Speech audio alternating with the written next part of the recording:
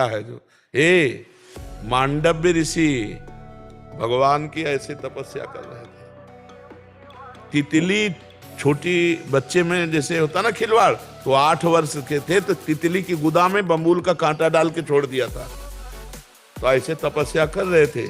एक राजा के यहाँ से चोरी करके डकैती करके चोर लोग भागे और इन्हीं के आश्रम में घुस गए। अब इनको तो ध्यान नहीं था, ऐसे तपस्या कर रहे थे।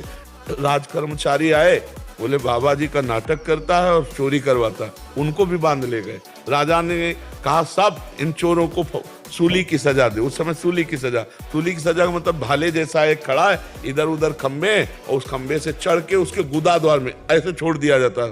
और वो इतना गया वो तड़प तड़प के बहुत बुरी तरह की मौत, क्योंकि उससे तुरंत मौत थोड़ी होती। अब सूली की सजा दी गई तो सब जो अपराधी थे वो तो मर गए। मांडव्य ऋषि पद्मासन लगा के बैठ गए। इसके बाद जब दूसरे अपराधियों को दंड देने के लिए, टांगने के लिए आने की बात हुई तो वहां कहा कि सब तो मर गए, लेकिन एक महात्मा है पद्मासन लगाए बैठा है। राजा आए, हाथ जोड़े, महाराज मुझे नहीं, बोले हम तुम्हें दंड नहीं देंगे, हम सीधे यमराज को दंड देंगे, क्योंकि वो न्यायाधीश है ना। हमारी सूली निकला दो। लाख प्रयास किया गया, सूली नहीं निकली, काट दी गई। महाभारत में भगवान व्यास दे अनि मांडव्य ऋषि नाम पड़ा उनका। वो सीधे गए धर्मराज के पास।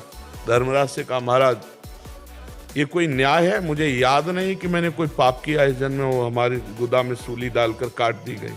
उनका नाराज मत होना, आपका ही कर्म है इसी जन्म का।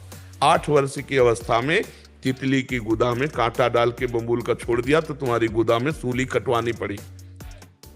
तो उन्होंने कहा ये तो गलत है, 8 वर्ष के बच्चे को क्या ज्ञान।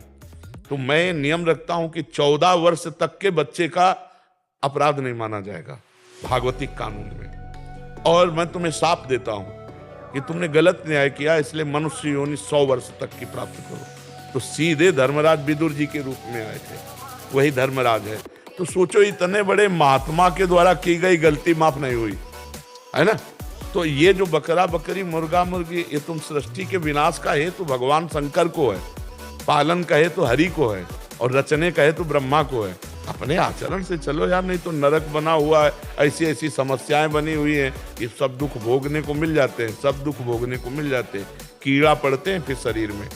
ऐसा पशु बना दिया जाएगा जहां मनुष्य ना पहुंचने पावे, और कीड़ा पड़ गए, सड़ रहा है, कितने दिनों में तड़प के मारा। ये नरक है सब। इसलिए ऐसे लोगों की बातों पर ध्यान न दो जो ये कहते हैं कि हम संहार के लिए बने हैं। ऐसा नहीं, डिपार्टमेंट नहीं बनाया गया संहार का। हाँ, वो भगवान शंकर के पास है। आप अच्छे आचरणों से चलो, और जो ऐसी बातें करते हैं उनको अनसुनी कर दो। ये सब पागल लोग हैं, माया के वशीभूत होकर ये बोल रहे हैं।